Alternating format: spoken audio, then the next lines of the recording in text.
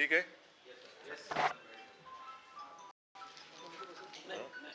हां नंतर मला तो ती मराठी आहे ना. बरं.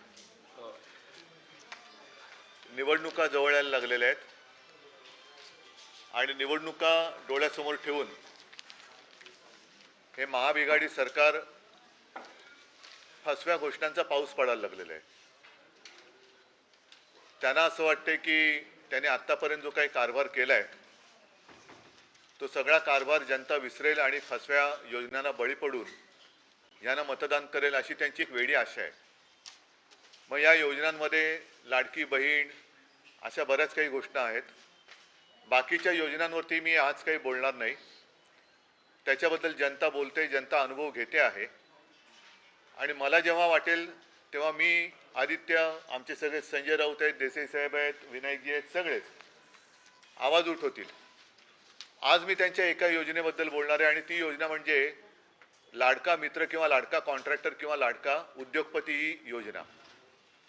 आणि ही योजना, त्या योजनेबद्दल आम्ही गेल्या वर्षी धारावी येथे मोठा मोर्चा काढला होता. साहजिकच आहे, धारावीचा उल्लेख केल्यानंतर आज मी जे बोलणार आहे ते धारावीच्या पुनर्वसन प्रकल्पाबद्दल. धारावीकरांना त्यांच्या हक्काचं घर जिथल्या तिथे मिळालंच पाहिजे आणि ते सुद्धा 500 स्क्वेअर फुटाचं मिळालंच पाहिजे. ही शिवसेनेची आग्रही भूमिका कालही होती, आजही आहे आणि उद्या सुद्धा राहणार आहे. धारावीचा विचार केला तर धारावी ही केवळ एक नुसती झोपडपट्टी नाही, तर एक त्याच्यात वेगळेपण आहे.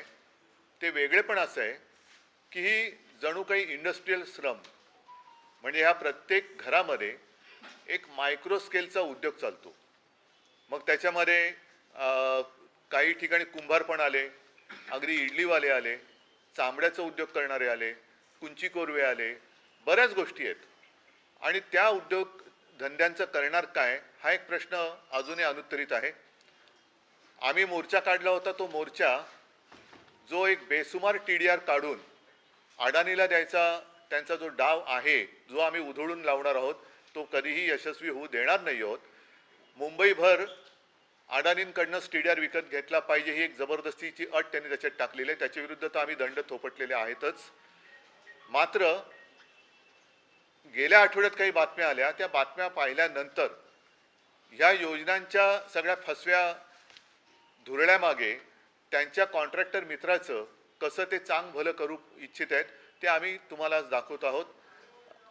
एकूण काय तर मोदी आणि शहा गुजरातला मुंबईची गिफ्ट सिटी पळून नेलेली आहे आणि मुंबईला अदानी सिटी करण्याचा त्यांचा डाव आहे. म्हणजे कदाचित उद्या हे मुंबईचं नावही बदलतील आणि मुंबईचं नाव अदानी सिटी करतील. अर्थात ते आम्ही कदापि होऊ देणार नाही. जर का त्यांना उदाहरणच पाहायचं असेल तर संयुक्त महाराष्ट्र चळवळीचं उदाहरण त्यांच्या डोळ्यासमोर आहे, किंवा त्यांनी नसेल तर ते पाहावं की कसा मराठी माणूस एकवटला तर अनेक जणांच्या डोक्यात जो अहंकार घुसला होता, अगदी यावश्चंद्र दिवाकरो वगैरे, तो उधळून लावतो आणि मराठी माणूस मुंबई वाचवतो. आज मुंबईकरांना मी आवाहन करतो आहे की आपण, मध्ये मी बातमी वाचली की मुंबई बचाव समिती, मुंबई बचाव वगैरे नाही, मुंबई रक्षक समिती पाहिजे. आणि मुंबईमध्ये जे काही एकूण ह्यांचे चाळे चाललेले आहेत, मुंबईला लुटायचं, मुंबईची तिजोरी रिकामी करायची आणि मुंबईला भिकेला लावायचं यांचं कारस्थान आहे, ते आम्ही कदापि होऊ देणार नाही. आज मी आपल्याला बोलवलं ते एवढ्यासाठी की अडाणीला हे टेंडर दिलं गेलं, त्यावेळेला टेंडरमध्ये नसलेल्या काही गोष्टी ह्या आज त्या देऊ करतायत. म्हणजे एकतर वारेमाप FSI, मुळामध्ये जर का धारावीचा प्रकल्प आपण पाहिला तर 590 एकरचा हा एकूण भूखंड आहे. त्या 590 मध्ये 300 एकर हा गृहनिर्माणसाठी आहे किंवा तिथे घर आहेत. मग बाकीचा जो आहे त्याच्यामध्ये माहीम नेचर पार्क, नंतर मग टाटाचं ते पॉवर स्टेशन आहे, रिसिव्हिंग सेंटर वगैरे काय काय गोष्टी आहेत. आणि एकूण टेंडरमध्ये जर का तुम्ही बघाल तर कुठेही वाढीव TDRचा उल्लेख नाही आहे. त्याच्यानंतर आता जे काही तिकडे चाललेलं आहे की सर्व घरांना ते एक नंबर देत आहेत. म्हणजे धारावीकरांना पात्र अपात्रतेच्या चक्रव्यूहात अडकून हाकलून द्यायचं. आम्ही एकाही धारावीकराला तिथून जाऊ देणार नाही. आम्ही प्रत्येक धारावीकराच्या मागे उभं राहू, पण पात्र अपात्रतेचा निकष लावून धारावी रिकामी करायची आणि मग रिकामी केलेली ही धारावी अदानीच्या घशामध्ये अलगद जाईल की जिकडे पुन्हा भूखंडाचा श्रीखंड ओरपाले हे सगळे तयार. मुख्य मुद्दा काय आहे की हे सगळे जे काही कारस्थान आहे ते मुंबईचं नागरी संतुलन बिघडवण्याचा हा डाव आहे. नागरी संतुलन, आपण मानसिक संतुलन बोलतो, मानसिक संतुलन बिघडलेली माणसं आपल्याला माहिती आहेत कोण आहेत, काय काय करतायत.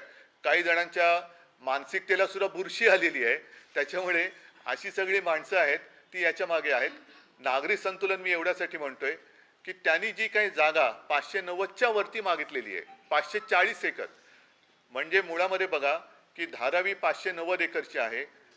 प्रत्यक्ष टेंडरमध्ये सुद्धा धारावी नोटिफाईड एरियामध्ये जे काही लागेल सहकार्य ते सरकार करेल असं नमूद केलेलं आहे आणि त्याच्यात काही गैर आहे असं माझं म्हणणं नाहीये. कारण प्रत्येक प्रकल्पाला जर काही सरकारकडनं सहाय्य आवश्यक असेल तर ते दिलं गेलं पाहिजे, याच्याबद्दल दुमत असण्याचं कारण नाहीये. पण आता पात्र अपात्र हे ठरवताना नंबर एवढे वाढवायचे की आता त्याच्यामध्ये हा प्रकल्प होऊच शकत नाही, मग आम्हाला अधिकची जागा पाहिजे. आता ही अधिकची जागा कोणती, तर कुर्लाची मदर डेअरी आहे, दहिसरचा टोल नाका ज्याच्याबद्दल विनोद घोसाळकरनी आवाज उठवलेला आहे, मुलुंडचा टोल नाका आहे, त्याच्यानंतर मुंबईची मिठागृह आहेत. अनेक ठिकाणी जवळपास आम्ही माहितीच्या अधिकारामध्ये ह्या 20 जागा आहेत त्याची यादी आहे.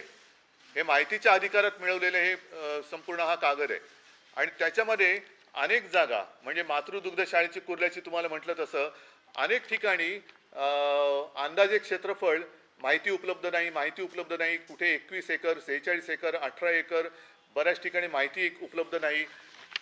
एक तर महत्त्वाचा प्रश्न काय आहे की धारावीचा आराखडा कोणाला माहिती आहे का, धारावी नक्की कशी विकसित होणार आहे हे माहिती आहे का, ह्याचा कुठेही उल्लेख नाहीये. आणि अचानक हे सरकार लाडक्या मित्रासाठी, कोणाचं मित्र तुम्हाला माहिती आहे, त्या लाडक्या मित्रासाठी वेगवेगळ्या ठिकाणी झोपडपट्टी योजनेतून जागा अधिग्रहित करायला लागलेले. हा काय प्रकार आहे, कोणासाठी करताय? आणि मग जिथे मुंबईचे इतर प्रकल्प होणार आहेत त्या ठिकाणाला तुम्ही नख का लावताय? अगदी वाघ नख नसलं तरी सरकारी नख त्याला का लावता आहात? आणि मग धारावीची लोक आहेत, या धारावीच्या प्रत्येक घरात उद्योग आहे. मूळ कल्पना अशी होती की तिथे जी काही एक रेल्वेची लँड आहे त्या रेल्वे लँडमध्ये पहिल्यांदा घरं बांधायची, तिथे धारावीकरांना ट्रान्झिट कॅम्पमध्ये नव्हे तर घरामध्ये शिफ्ट करायचं. प्रत्येक घरामध्ये जो काही उद्योग असेल, कारण त्यांची रोजीरोटी त्याच्यावरती आहे, जर यांना ट्रान्झिट कॅम्पमध्ये हलवलं, मिठागरात हलवलं, इन्फ्रास्ट्रक्चर कोण देणार? अदानी देणार? दहिसरच्या टोल नाक्यावरती हलवलं, काय म्हणून हलवायचं? तिकडे आम्ही बस टर्मिनस मागतो, इतर काही गोष्टी आहेत, मुलुंडचा टोल नाका आहे. म्हणजे जिथे मुंबईचे इतर प्रकल्प आहेत जे मुंबईच्या एकूण